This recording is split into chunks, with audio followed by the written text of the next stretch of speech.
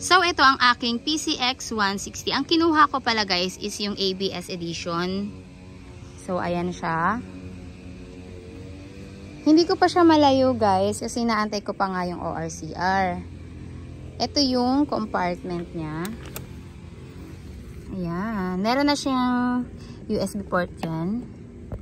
Unlike sa ADV, USB na siya. Ayan. Kasyang-kasya yung buong cellphone ko dyan. Malalim siya. Malalim. Kasya yung tubig. Pag gusto nyo magdala ng tubig. Then, ito yung kaniyang on and off. Yan. Nandiyan din yung lock. Ito, fuel and seat.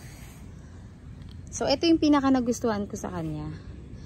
Yan. Ang kaniyang anong tawag dito? Manibela. Very sexy.